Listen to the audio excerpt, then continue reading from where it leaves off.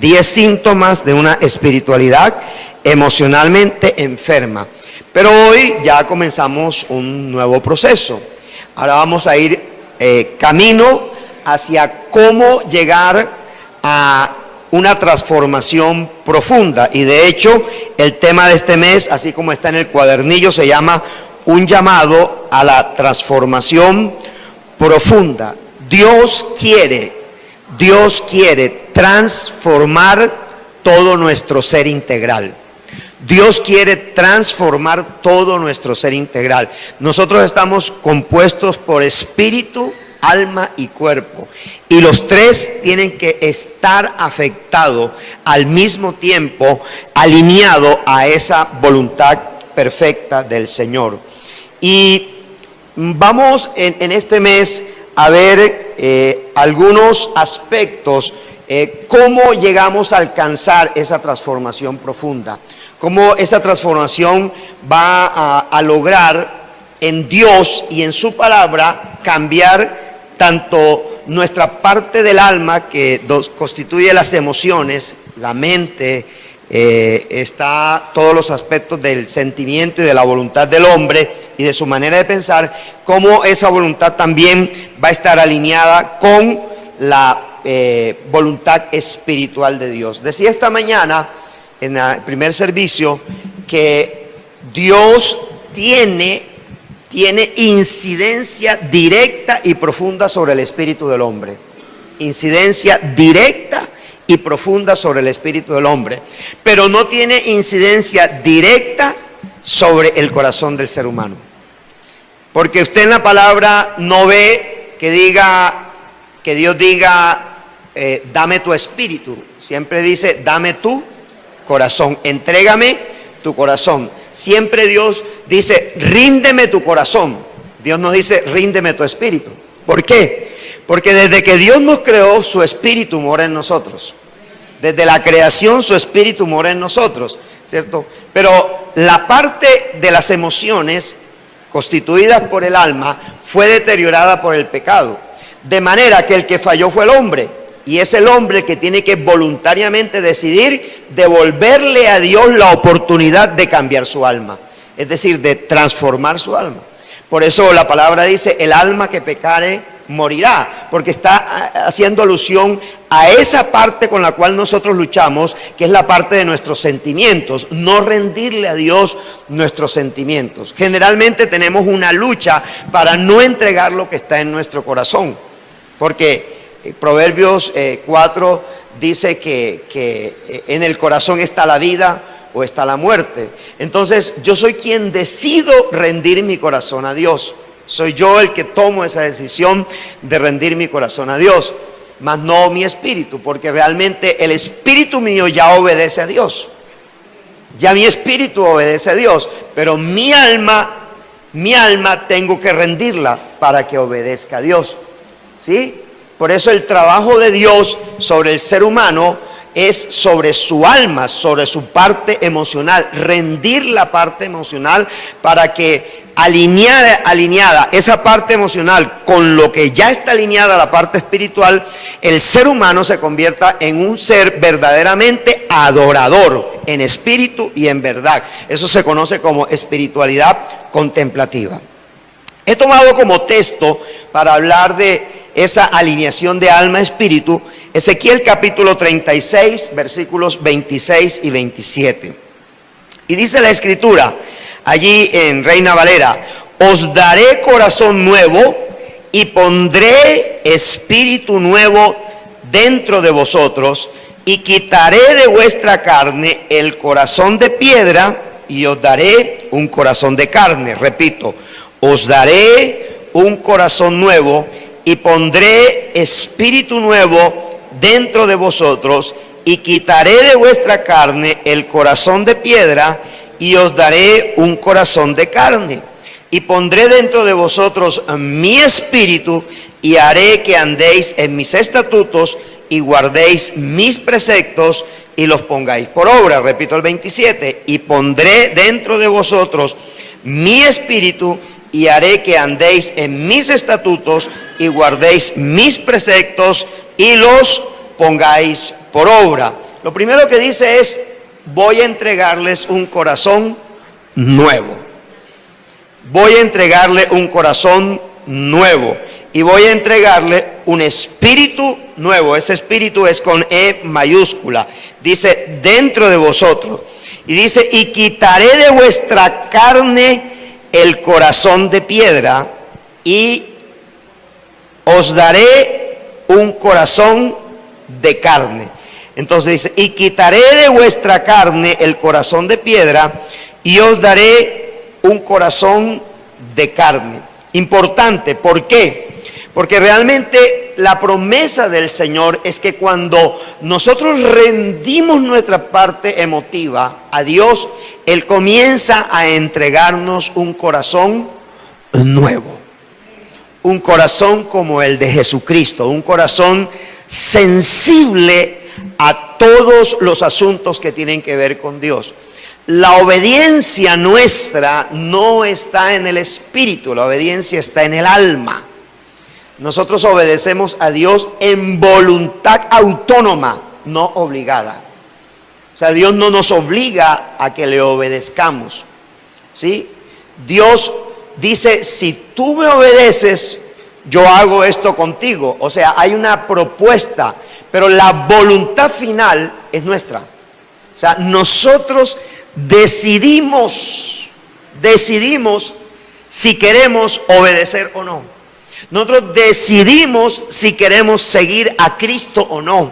Nosotros decidimos recibir la salvación como el regalo de Dios para nuestra vida. Es una decisión, hay una elección de parte de Dios. Pero Dios, aunque elige, no impone. Eso es importante entenderlo. Aunque Dios hace una elección, Dios no impone. ¿Por qué no impone? Porque tiene que haber en el corazón del hombre una autodeterminación de generar un cambio. Y ese cambio se genera cuando entregamos nuestro corazón a Dios. Cuando le decimos a Él, me rindo. Me llama poderosamente la atención que cuando los discípulos de Juan le hablaron acerca de Jesús, le dijeron, es que tus discípulos están pasando para donde Jesús. ¿Sí? ¿Y qué le respondió Juan a quien le estaba haciendo esa acotación? Le dijo, es necesario que Él crezca para que yo mengüe. O sea que para la preocupación de Juan el Bautista no era que estuvieran disminuyéndose sus discípulos. La preocupación de Juan el Bautista es que crecieran los discípulos que siguieran a Jesús.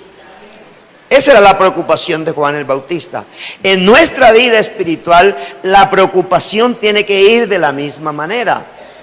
Yo puedo estar asistiendo a los servicios dominicales, puedo estar haciendo mi tiempo de comunión, mi tiempo de intimidad con Dios, puedo estar haciendo un devocional casi perfecto, tener una comunión casi perfecta, pero no tener rendido mi corazón a Dios. Y ahí es donde está la clave del éxito en la vida cristiana. Es que la rendición del corazón tiene que ver con mi salud emocional. Porque generalmente mi salud emocional no se refleja de otra manera distinta que con rendición. O sea, cuando yo me rindo a Dios. Si no me rindo a Dios, es muy difícil de que Dios alinee lo emocional con lo espiritual. Porque yo tengo que autodeterminarme a hacer esa alineación.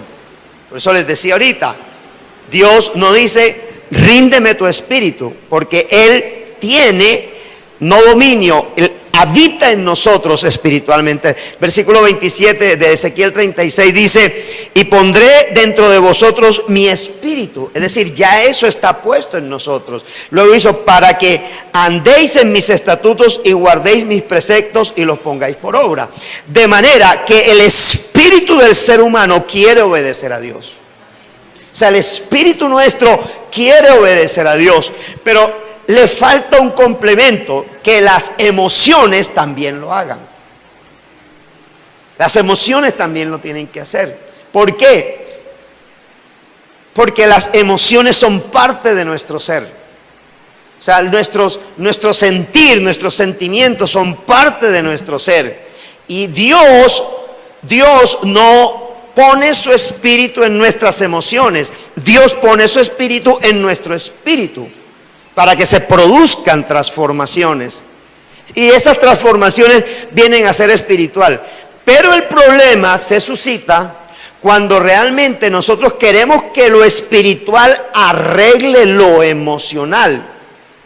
Y la historia de la iglesia cristiana es que la iglesia cristiana ha considerado que lo espiritual arregla lo emocional y se basa en el texto de Corintios 10, segundo a los Corintios 10, que dice que nuestras armas de milicia no son carnales, sino que son poderosas en Cristo Jesús para la destrucción de fortaleza. Mira que dice no son carnales, no está hablando de emociones, está hablando de sar. La palabra que se usa en griego allí es S-A-R-X, sar, que significa en una lucha humana. O sea, no es con la lucha humana, aunque la parte emocional está implícita en las decisiones de la carne.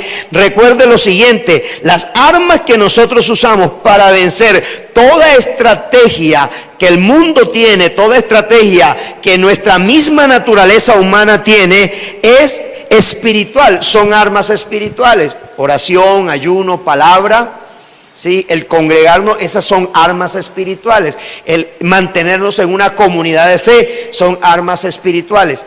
Pero esas armas espirituales logran hacer transformación en las emociones cuando uno decide en su mente rendirlas. O sea, cuando hay un proceso de rendición, cuando yo le digo al Señor, yo no voy a luchar más con esto, ahora de aquí en adelante te lo entrego a ti, hazlo como tú quieras. ¿Sí?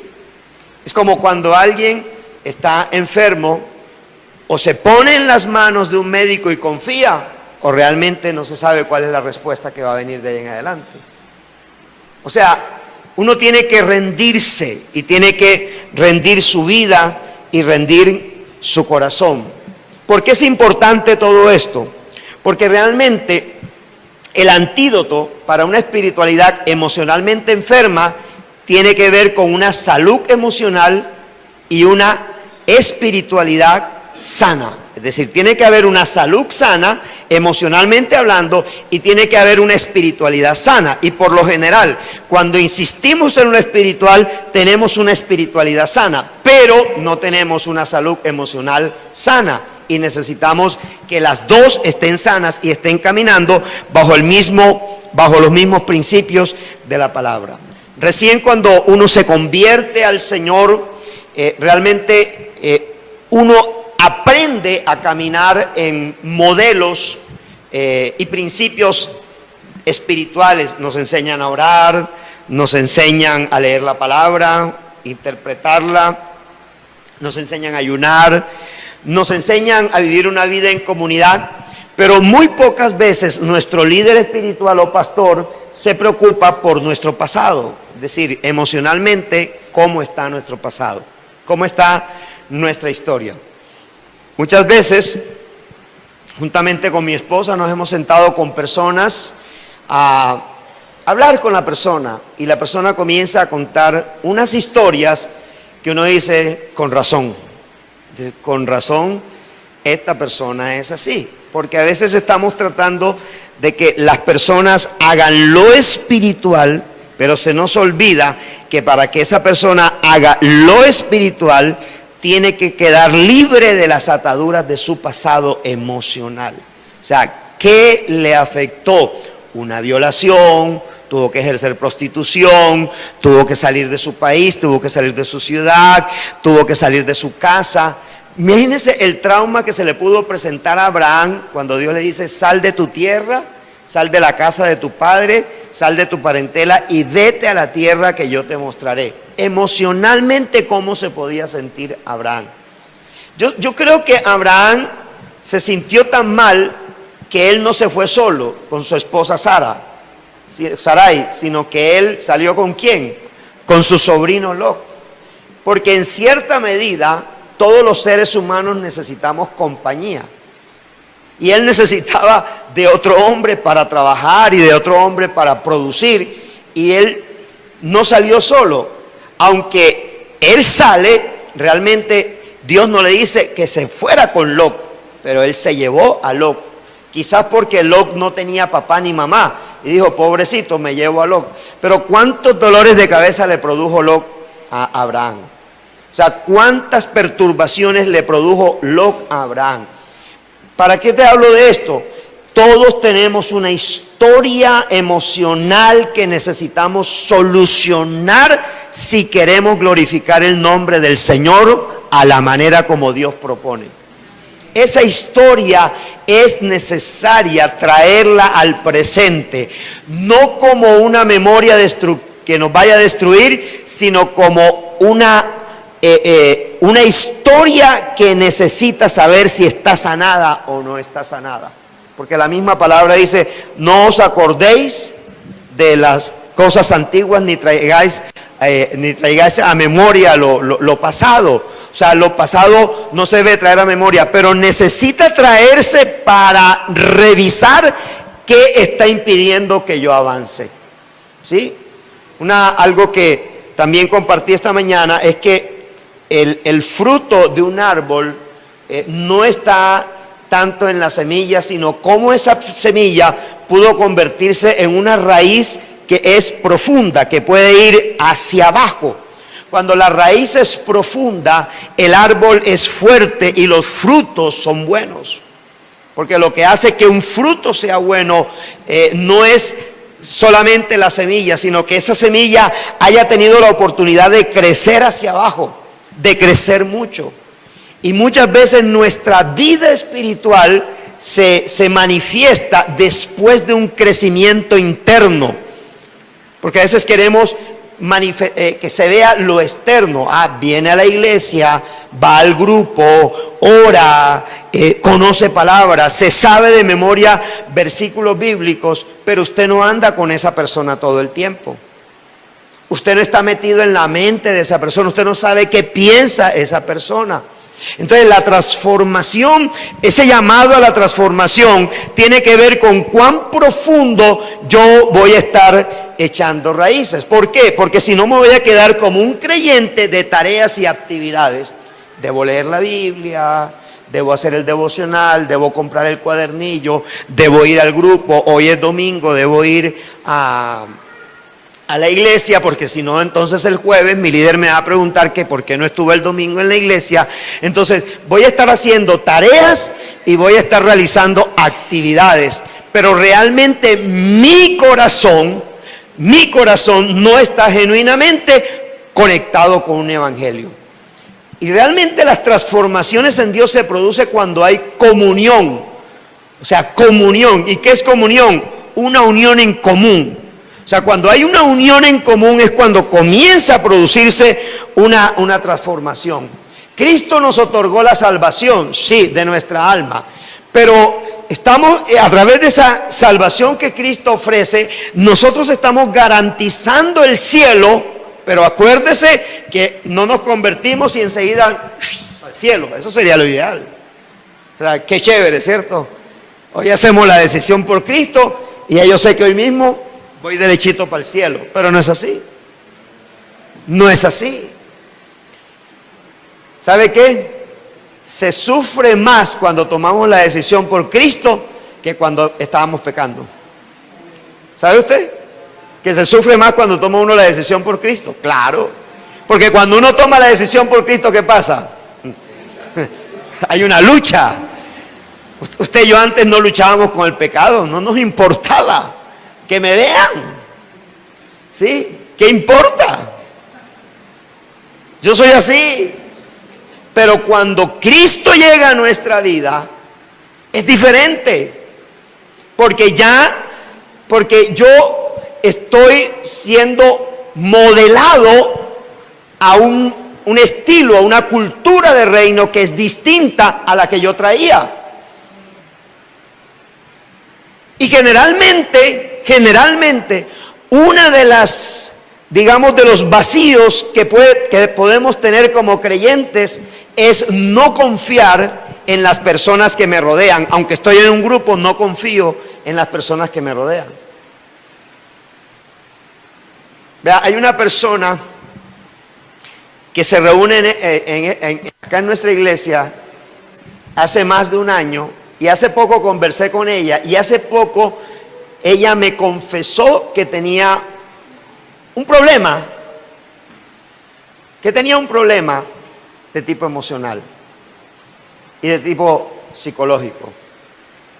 Y uno decía, ¿por qué benditos rayos? Decía yo, esto yo no lo pude descubrir un año atrás, o no me lo pudo decir un año atrás.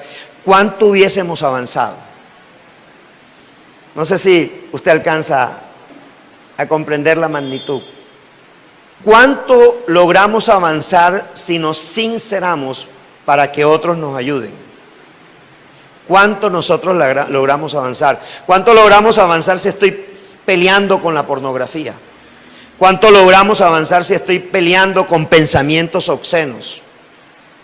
Si estoy peleando con una conducta incorrecta. O sea, ¿cuánto nosotros logramos avanzar?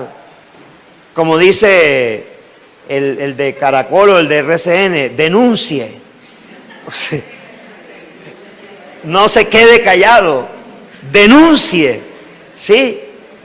Entonces, mire, Dios sigue trabajando con nuestro espíritu, pero se detiene cuando nuestra alma no camina a la misma par.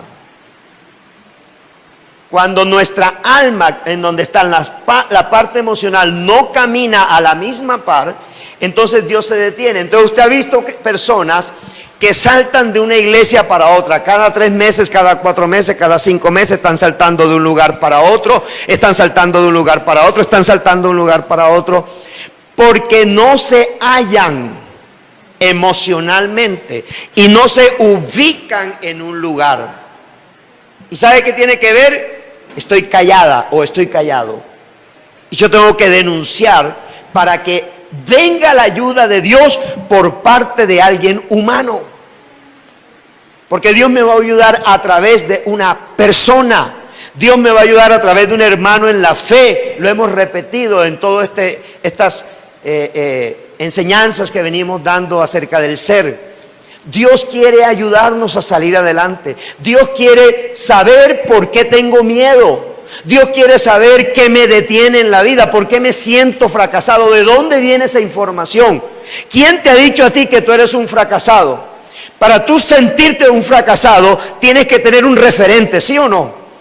Tú tienes que tener un referente para sentirte fracasado. Porque muchas veces uno se siente fracasado por un modelo de conducta, por un valor que tiene el mundo, un valor referente que tiene el mundo. Yo compré el modelo que si yo a los 40 años no tenía mi vida económica resuelta, yo era un fracasado. ¿Y cómo me comencé a percibir después de los 40 años cuando en vez de haber ganado había perdido todo? Me sentía como un fracasado, pero es la voz del mundo, o muchas veces es la voz nuestra, porque nos hemos colocado unas metas que no sabíamos si las podíamos cumplir o no las podíamos cumplir. Pero para Dios ninguno de nosotros somos un fracasado. Todos estamos cumpliendo un propósito, y Dios tiene un propósito perfecto que se va a cumplir en nuestra vida.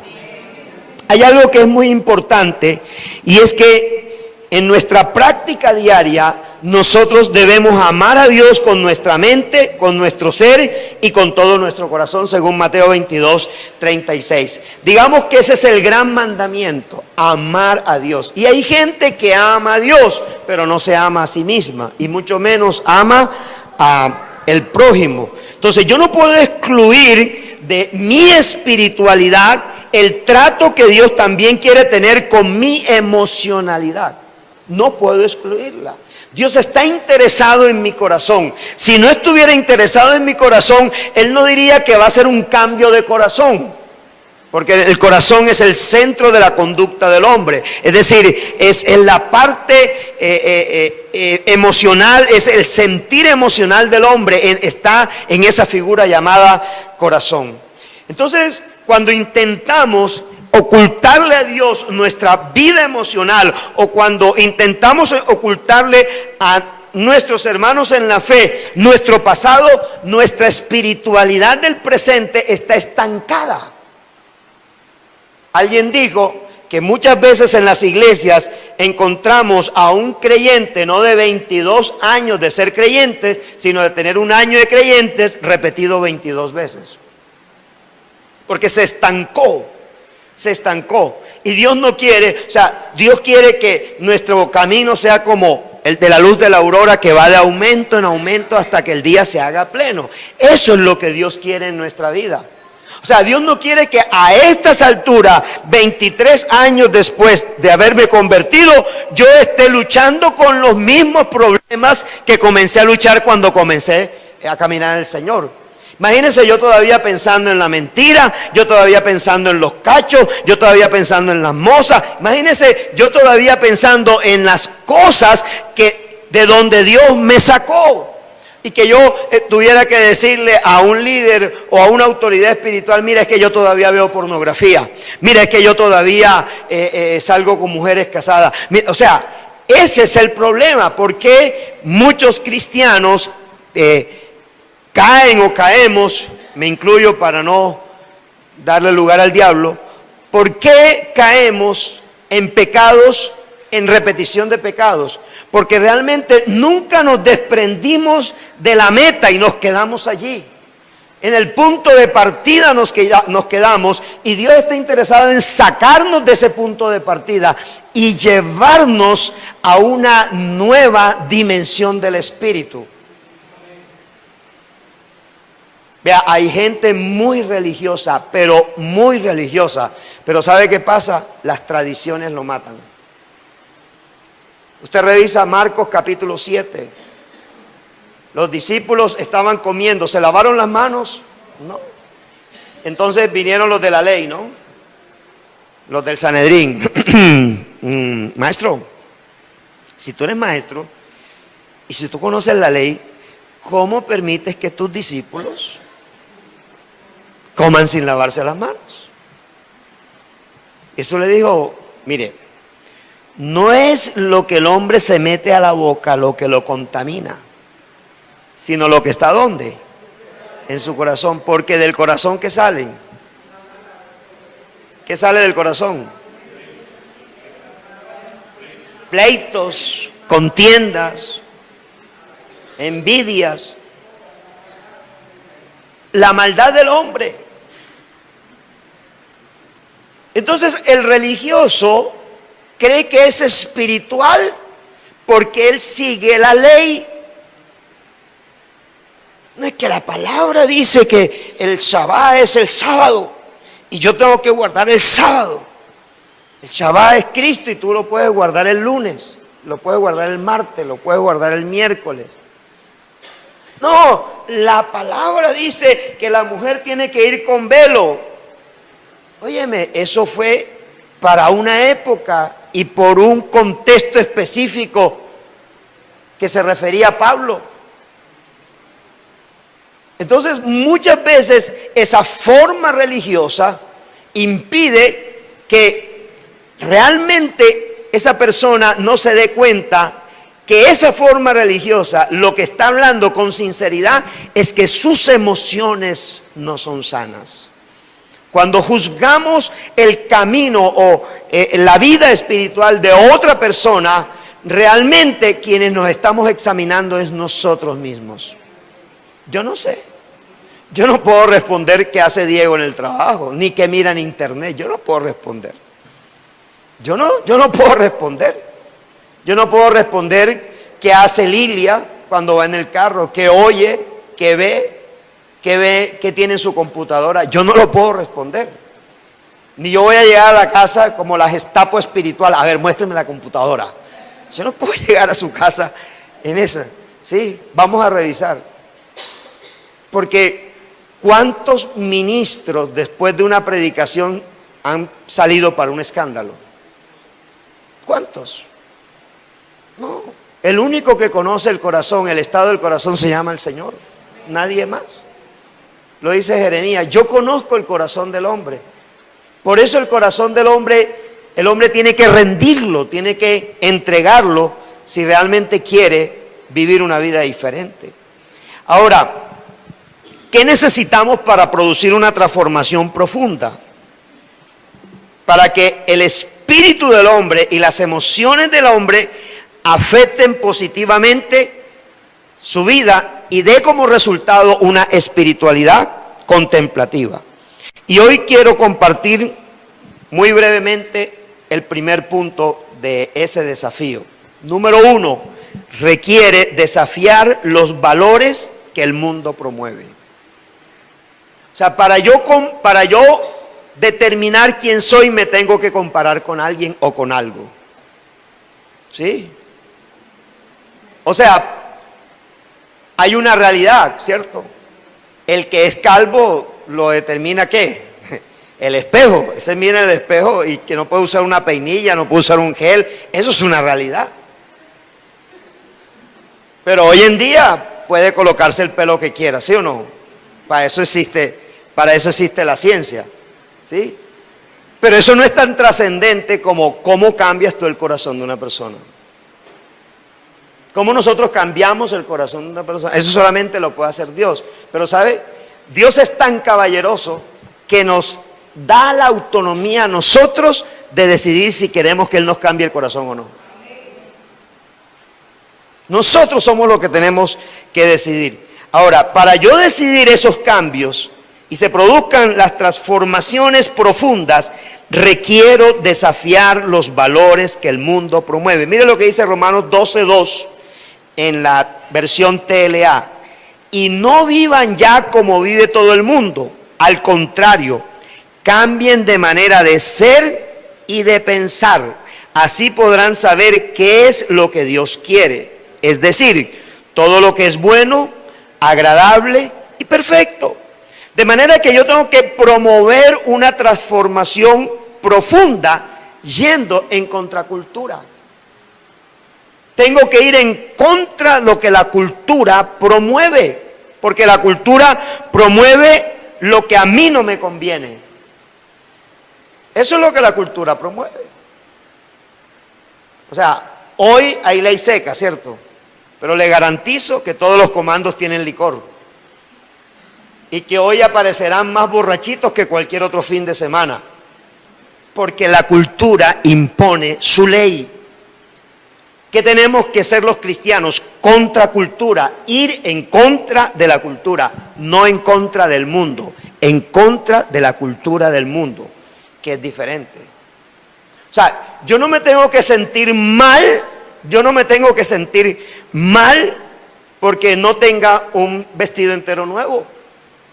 O porque cada cierto tiempo no me puedo comprar un vestido nuevo, porque eso lo está imponiendo la cultura. Lo que yo tengo que estar es delante de la gente bien presentado, que es diferente. O sea, nadie te ha dicho que si te pones Gucci o que si te pones Yves Saint Laurent o que si te pones Christian Dior, que esa es la manera como tú tienes que vestir. Eso lo está imponiendo la cultura. Ahora, tú puedes vestir bien comprando una ropa que quizás no tiene esa marca, que tú realmente no estás pagando lo que vale la prenda. ¿Qué es lo que estás pagando? La marca.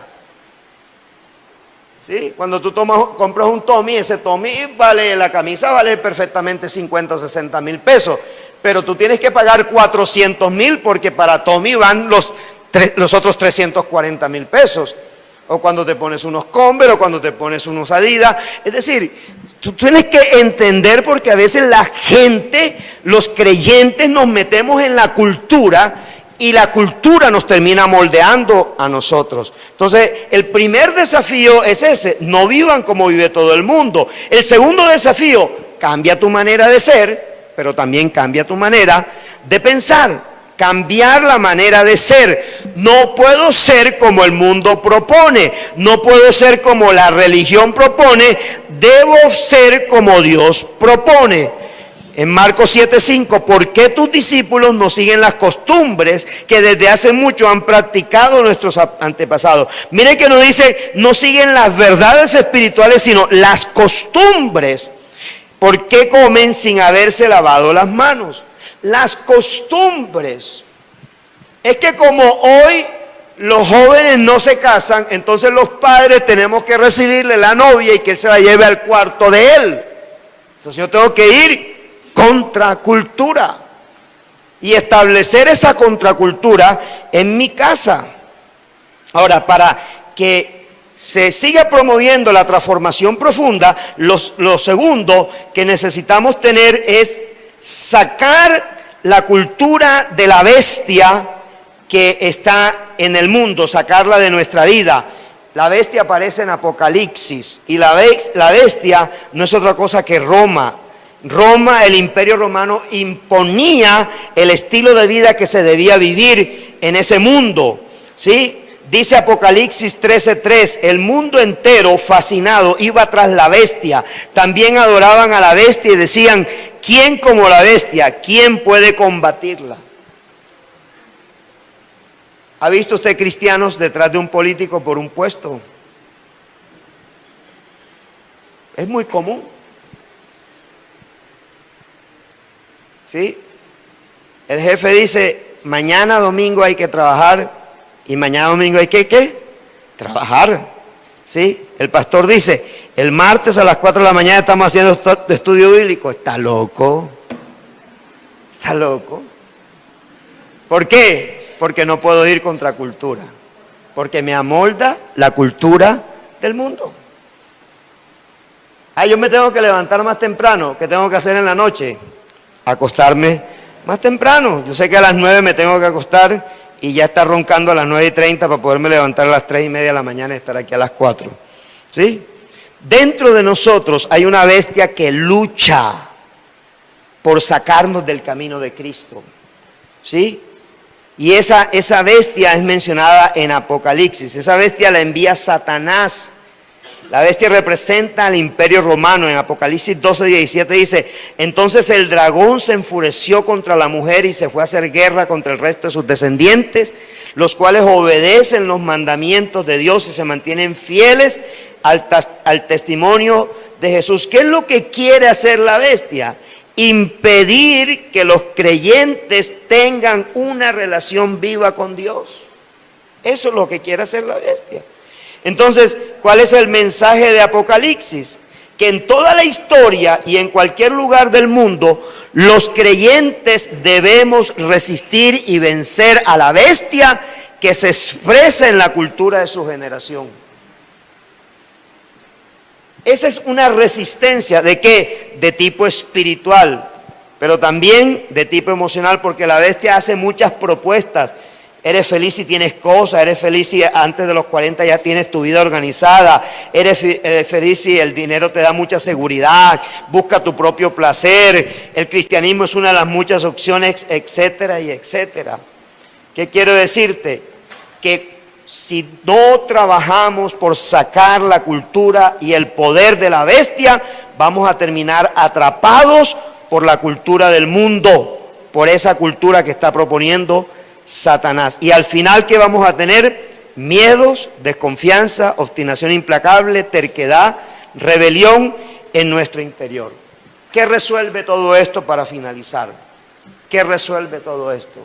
Todo esto es resuelto por algo que se llama paternidad espiritual. Cuando Dios es nuestro Padre, ya no vamos a pelear con la cultura del mundo, porque ya tenemos una cultura distinta, se llama la cultura del reino. La propuesta de Dios es, en el Padre Nuestro que dijo Jesús, Padre nuestro que estás en los cielos, santificado sea tu nombre, hágase tu voluntad, aquí en la tierra, como se hace en el cielo. Y sigue diciendo, danos hoy nuestro pan de cada día. Mire la cultura del reino, dependencia de Dios. Esa es la cultura del reino. Dependencia de Dios. El día que a tu jefe ya no le guste tu cara, te cambia.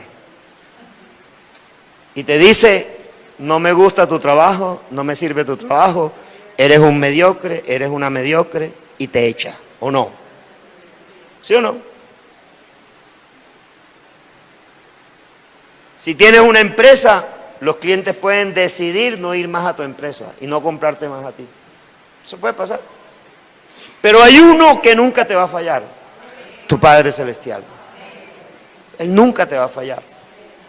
Entonces, la respuesta a la cultura del mundo, que en la misma cultura de la bestia que aparece en Apocalipsis, se llama paternidad. Vivir bajo la paternidad de Dios.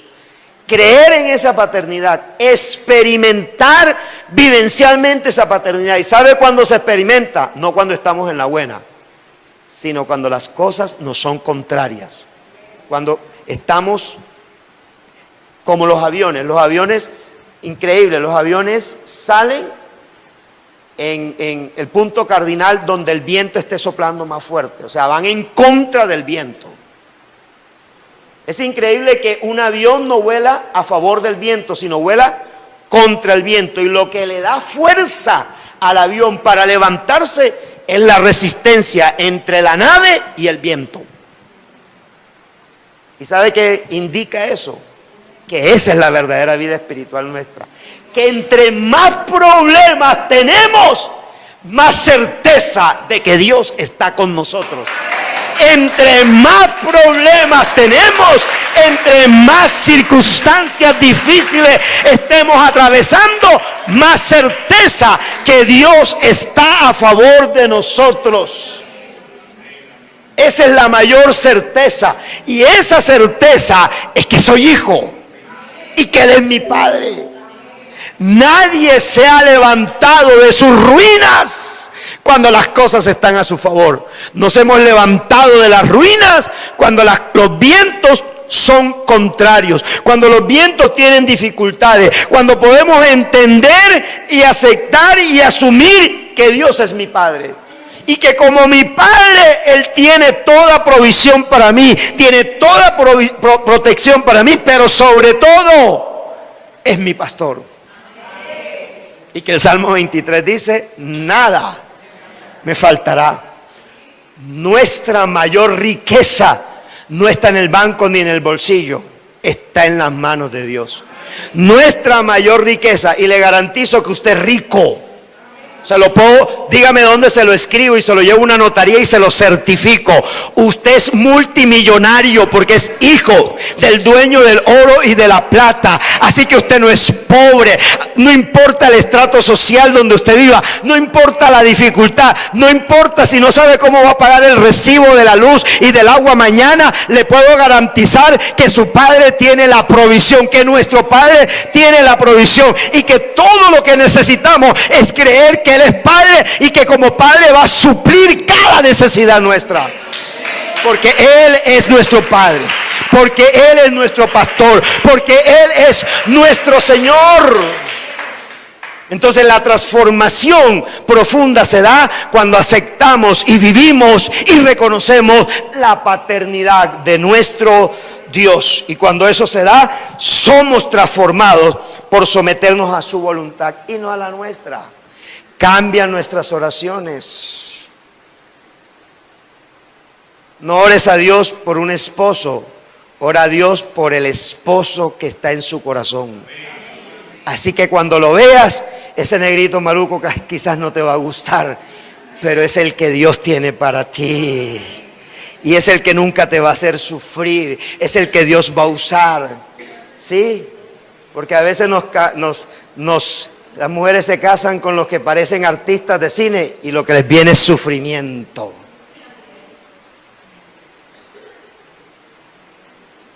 Busca la voluntad del Padre, deja que el Padre sea el que te gobierne, deja que el Padre sea tu Señor en todas las cosas, y vivir bajo la voluntad del Padre, ¿sabes algo? Te hace vivir en abundancia aunque tengas escasez. Pablo lo dijo así: he sabido vivir en abundancia, he sabido vivir en escasez. Todo lo puedo en Cristo que me da las fuerzas. Él es el que tiene la solución a nuestras vidas. Ponte de pie, iglesia. Gloria al Señor.